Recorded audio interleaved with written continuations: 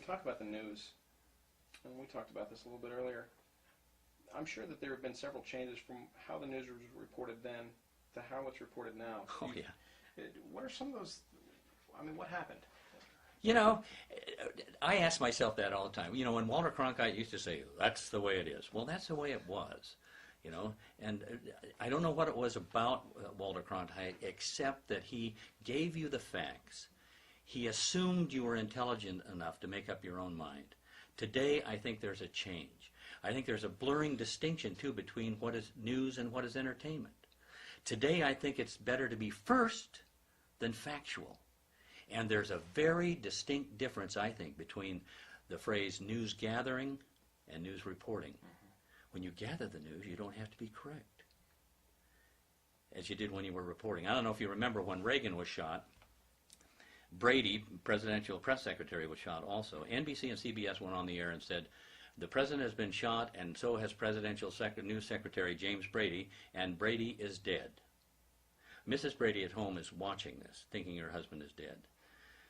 They called in Frank Reynolds on ABC as the anchor, and I remember a piece of paper coming across the studio to Frank Reynolds, and he looked at it, and he says, damn it, he threw it back. He said, get me 2 confirmations. I'm not reading that on the air. What it was Brady was dead. And he ascribed to the old journalistic principles, you better have 2 or 3 confirmations before you read something on the air. But today, there is so much competition out there that it's better to be first than factual. And that's a real shame, I think, in news today, because it's a very it's a disservice to the people who watch the news. Do you think that really only happens with crisis, though? I mean, wars and No. shootings and things like that. And, I mean, obviously this is, with the war that's going on right now, there's been some of that as well. Sure. Some material that hasn't been as factual. So how, is there a way to distinguish? I mean, as a consumer watching the news, how do I know that what I'm seeing is actually You really don't. fact? And I think a lot of times there's some shallow news reporting that's going on. In a 30-minute newscast, there's only 9 minutes of news. And what can you do in 9 minutes of news when there's 14 stories that you may be covering? It's very difficult to do, and the more educated people are, the more tendency they have to read and go 2 or 3 levels deep into a story and find out really what the story is about. The unfortunate thing is about 67% of the American public now gets 100% of their daily information from television, and that's a little scary. You mentioned only 9 minutes is Right. actually news in a 30-minute. Right. By the time you get through with all the anchor, frick, and frack, the opens, closes, teasers, bumpers, promos, commercials, weather, and sports, there's about 9 minutes of news. How prepared does somebody have to be in order to report? Extremely prepared. No, not to report, but to respond to the media, because you have to understand the window you're responding in is just a 12-second soundbite. And if you go over 12 seconds, you're going to be edited. You're going to be taken out of context. And the more educated people are, the more they want to educate the reporter. And the reporter doesn't want to be educated. The reporter came to you for a soundbite, not a career move. So they need a 12-second, and they work on a 12-second clock in their brain. So once they hear a soundbite and it's 12 seconds, they're out of there. I'm not sure how to phrase this, but we recently had a reporter that came out here and probably spent about an hour and a half. And during that time, when you watched that on the news, it was only about 30 seconds. Oh, yeah. Or a minute and a half. So what types of things do you need to relate, knowing that you're probably only going to have about a minute and a half to relate whatever your message is from the consumer? I mean, how do you know what you need to go in with and stay to? First of all, you got to have 2 themes. You have to have 2 4-second themes that tell, as Paul Harvey would say, the rest of the story. Mm-hmm. Because what that does is it puts the story into perspective. See, it's not up to the reporter to put the story into perspective. It's up to you to. The reporter's job is to say the school bus crashed. This is ludicrous, but how many school buses didn't crash that day? Mm-hmm. You know, it's kind of like an iceberg. 95% of that iceberg's underwater. Only 5% sticking up on top. Mm-hmm. It's your job to put it into perspective and tell your audience what's under the water. What is the perspective, true perspective of the story? When you mentioned earlier about a book, because I'm sure that a lot of people turn to you for help, especially in this arena, and you just recently released a book, right, or it just got published. I finally finished it. You know, people would say in my seminars, do you have a book with all these stories you tell? And I'd say, no, but I'm working on it.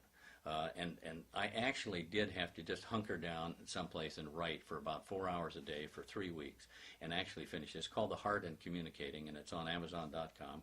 And it seems to be going pretty well. It's all anecdotal, but what I tried to do is take each chapter, and there is a story in my life, and I attached a teaching point that I teach in my seminars to each one of the stories that I tell.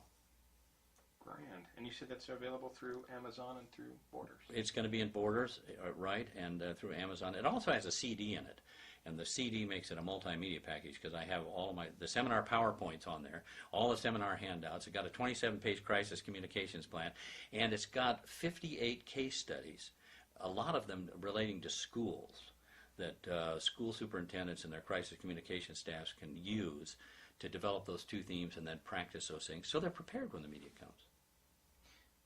Lastly, I wanted to talk about the heart surgeon story. All right. And this was something that had happened before the Today Show, correct? I was getting a heart surgeon ready for the Today Show. It's just one of my favorite stories because it just points out how we communicate best when we communicate from our heart. This heart surgeon was so passionate about what he was doing, and all I was doing, he was writing a book, and he'd gotten it done. I knew I only had about 3 minutes on the Today Show, so I was just shortening down the sound bites. And we got all done, and I said, where'd you learn to be so passionate about what you're doing? Because heart surgeons necessarily aren't passionate verbally. I mean, about 11 years after medical school, you get to be a heart surgeon. And every year you go out on that postdoctoral tour. You must get more lonely because there's less people you can talk to, you know. And I can't imagine the laser focus it takes to do that. But he said, Dick, I didn't become a heart surgeon until I woke up in intensive care and they'd cracked my chest and done triple bypass emergency, and a nurse was holding my hand. And he said, at that moment, I became a heart surgeon. And he said, I know how my patients are feeling. When I go to their room, he said, I know the anxieties they feel. And he said, I'll sit with them. He said, I'll always touch them. Sometimes I hold their hand. Sometimes I'll sit on the bed with them. Sometimes I'll cry with them. But you know what? My patients heal faster than the other heart surgeons, just through communications. And I was telling that story last year in Arizona to a group of doctors and nurses. And at the break, one of the nurses came up to me and said, Dick, I was so moved by this story, I want to tell you a personal story. I want you to take it with you. And it's one of the most moving stories I've ever heard about communicating from the heart when you don't have to. She said, I'm a surgical nurse. And she said, when my baby daughter was 3 months old, she needed open heart surgery. Now, you can imagine there's very few cardiac surgeons can operate on something about that small. She said, we found one. And she said, I was nursing the baby, so my cot was right next to the crib, and there was a curtain around the crib in the pre-op room. And she said, in the middle of the night, I saw a soft light come on the crib, and she said, I saw a shadow of the back of somebody. And she said, I thought it was a nurse, and I could hear some talking. I could hear somebody see somebody just stroking the little baby's head and just talking with the baby, and it went on for 3 or 4 minutes. She said, I sat up on my cot, and I pulled the curtain aside just a little bit, and it was the back of the surgeon in the scrubs. And he was standing there talking to this little baby and saying, everything I learned is just for you today. I'm going to take such good care of you. You're going to run and play with kids when you're 16, 17. You'll never remember this, but I'm going to take care of you. You don't have to worry about a thing. She said, I sat down on my cot with tears in my eyes, and she said, I knew I had the right surgeon. And at some point, don't you think that little baby said, this guy's okay? And at some point, he connected with his patient.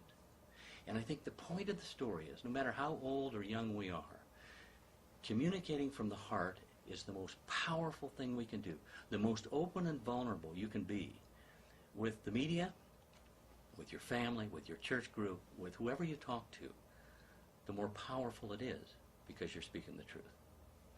Absolutely. Dick Brundage, thanks for being here today. We appreciate your time, sir. Thank you very much.